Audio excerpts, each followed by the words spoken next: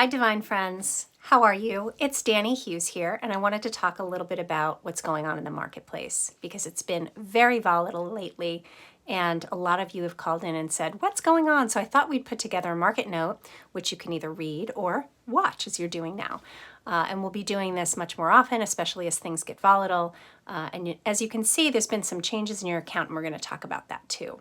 But first, let's talk about making sense of the markets. The recent volatility we're seeing in global markets is really a reflection of some major macroeconomic trends, accelerated, of course, by the pandemic, that, in our opinion, portend positive future growth in clean energy, things like labor, and also, of course, technology.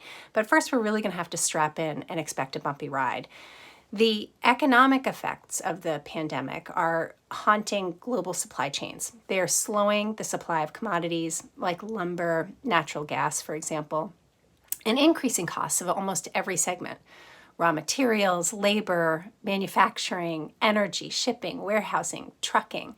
And as we enter the peak season, which of course is autumn for us here in the Northeast, but it's also the retail peak season, demand continues to spike as the global marketplace wheels itself really into the recovery room. And September and October are notoriously turbulent for the markets, and we expect more of the same this year. So here's a brief look at some of the big market disruptions and some highlights and long-term opportunities that we're investing in right now.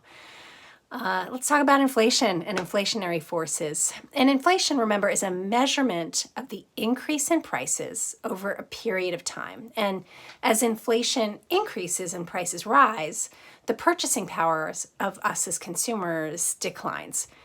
Consumers worry about inflation because costs increase. We're seeing this in real time in the cost of gas at the pump, in the cost of lumber to build a house or put that addition in.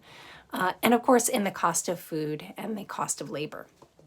Oil production dropped off at the beginning of the pandemic when demand cratered for everything from airplane oil to gasoline.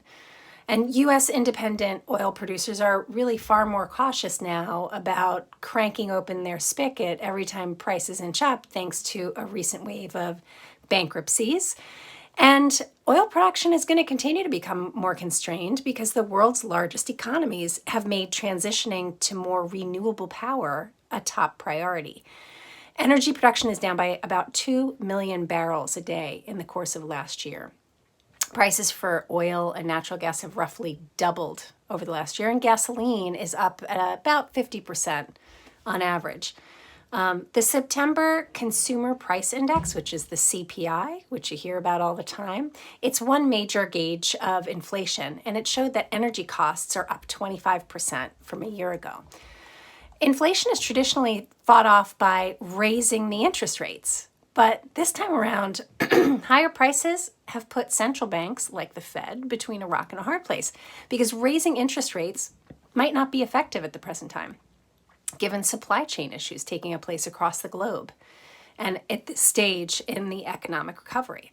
Supply chain problems are plaguing almost every industry,